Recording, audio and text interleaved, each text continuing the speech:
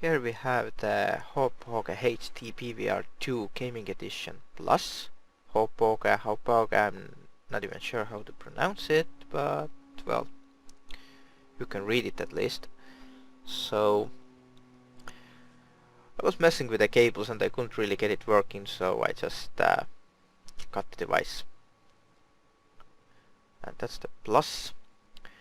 Plus edition, it adds the digital audio input, which is for surround and very good quality. It's called actually optical audio, I think. Digital, optical, whatever. And let's try to open it. There's a sticker, as you can see, which I just pointed out. And I'm going to just try to open it and see what's going to happen. Should have got it from the side. It's a sticky sticker, but yeah. There we go. Come on, come on.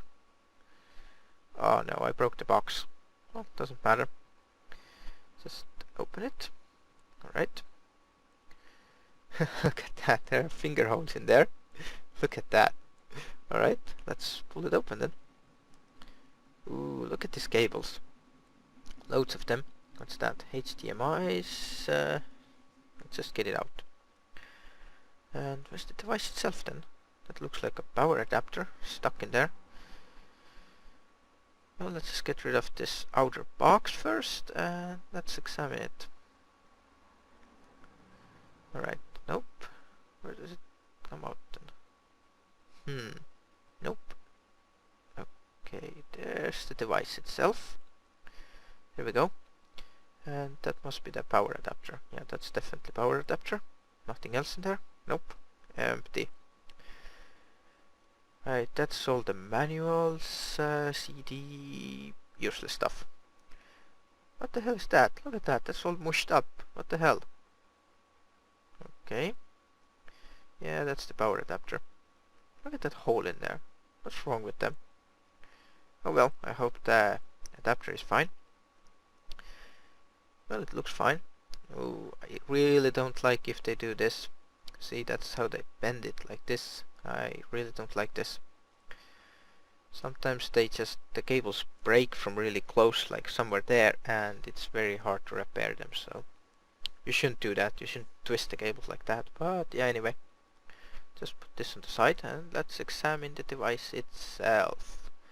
It's very lightweight, I have to say. The box felt a lot heavier. I think it's actually, yeah, it's actually lighter than the cables. That's odd. Anyway, let's open it up. A lot of vents under it for the air. Oh yeah, that's nice. Look at that brushed aluminium style. It's really nice. See? I like that. It's pretty cool. That must be the recording button. It has a manual recording if you don't want to do it through the computer. And it looks pretty solid build. That's the optical in for the audio, which I explained. This is the Plus edition. It has the optical in. The normal one doesn't have it. Then we have HDMI out, which goes into your TV or the monitor. Then we have for the PlayStation 3 AV in. PlayStation 3 only works through that because PlayStation 3 uses HDCP, which is high bandwidth. No, wait. Whatever it was, high bandwidth content protection. HDMI in, which is for the other consoles. HDMI out again, and there's the optical audio. It's for the surround sound if you want to use it. And we have USB, and next to it, power. Right, and here are the cables. What's all this stuff? HDMIs, 2 HDMIs I think. Then that's the one that goes into the PVR box itself, I think. And the component cables that come from the PlayStation. Yeah, that's definitely that, D3. And the audio, of course. And that's the HDMI. Yeah, that's HDMI. What's this then? That's another HDMI. Right, another one? What's going on? And here we have the cable that comes from PlayStation 3. Yeah, that's definitely the one. I'll just show you real quick. Yeah, that's the end that goes into your PlayStation 3. And that's the component and the audio. Red, blue, green, RGB. That's what the component is. That supports HDMI, 1080p. But yeah, it's time to connect it up and see how it's gonna work through that cable. I never actually tried it, but yeah, I'm gonna connect it up and see how it's gonna do. Okay, here we have it connected up. And yeah, that's a HDMI splitter. I connected it through that. HDMI splitter splits the signal into my PC monitor and into my TV. So I can either sit behind the computer or behind the TV.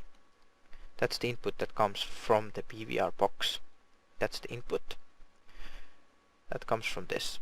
You can see it has LEDs in there. Alright, and let's see these cables. So that's on the left is the HDMI out, which goes into the HDMI splitter. In your case, it should go into TV. You don't need the splitter. That's just in my case.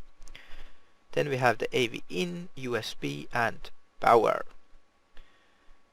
And the component cables, as you can see, they're all connected up. And again, you don't need this splitter. This is just to split the signal between my monitor and TV. And here's the capture button and the LED. That LED changes colors. If you're recording, it goes like all around on the sides like this, and it's green like a UFO. It's pretty cool actually how it changes the colors. It shows you what you're doing with it, if you're not actually looking on the computer screen to see if it's recording or not. But yeah, that's how you should connect it up.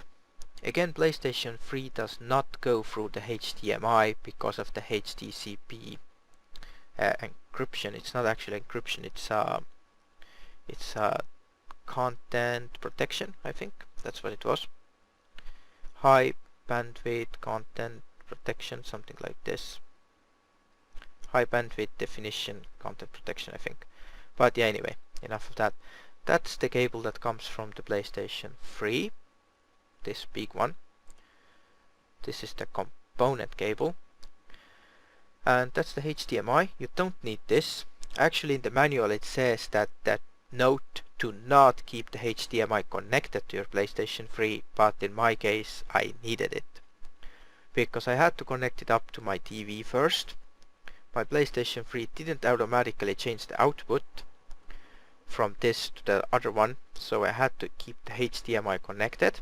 I went into the PlayStation 3 settings and set it the output on the component.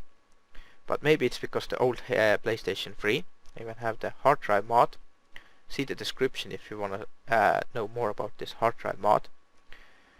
But yeah, anyway, in my case this HDMI cable is not a problem. I have both of them connected. It outputs through the component which goes into the PVR box, and the HDMI is just blank. But enough of this, I'll show you the software of this awesome UFO device. Alright, and here's the software for it. I first downloaded the older version. I mean, I didn't download it, I installed it from the CD that came with it. But then it said there's an update available, so I downloaded the new updated version, which is this one. And this one is a bit easier and looks better. This picture comes through a USB from the device, and it has a significant delay, about 2 seconds, so you can't play through this. This is just for recording, so you see what you're recording. This also allows microphone, as you can see in here, microphone input, so you can add comments like I'm doing right now. I'm not using this device though. I'm using another capture device to record the whole window. As you can see, this is not recording, but here it's recording. And I will make a recording test at the end, which you will see how well it actually records from this video itself. And as you can see, it's very good. You can balance the microphone and stuff. And it's pretty easy. You can easily upload to YouTube from here. I already have some captures in here. And this is for streaming. It's supposed to stream to Yeah, it doesn't have YouTube in there. Allows the Ustream and Twitch TV. Here you can just set where you record it, and that's pretty much it. I mean, it's quite easy to set up and stuff, so quite happy with it. But yeah, now we'll just show you the record test, and that's about it. I'm quite happy with the device, I have to say. Alright, and here's a capture test for you. You may have noticed that I can use the microphone. What the hell is he doing in here? But yeah, here is the stuff in here. You're really making my skin crawl. Where are you running? Look at these fools.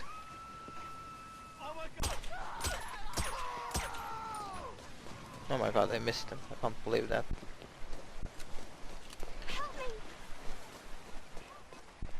Where are they going? Let that fool. Police! Help!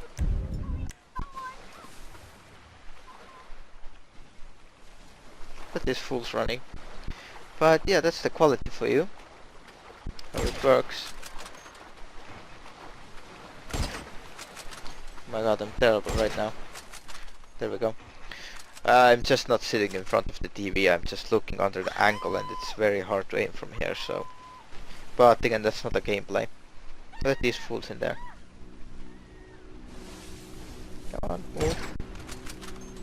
Boom, headshot. Well, anyway, that's a capture test for you. Unfortunately, GTA 5 doesn't go above 720p. What the fuck? They're already back. But yeah, that's the capture test with a microphone and commentary on it. So it should be pretty cool, I think. But in general, yeah, I'm quite happy with the device. It's recording pretty well, but again, you can't play through the USB. It has significant delay, about 2 or 3 seconds, so you have to still play it on a TV or a monitor. But otherwise, yeah, the quality is pretty good. The colors are not as vivid as with the HDMI connector, but it's not really noticeable if you don't have a comparison on the side.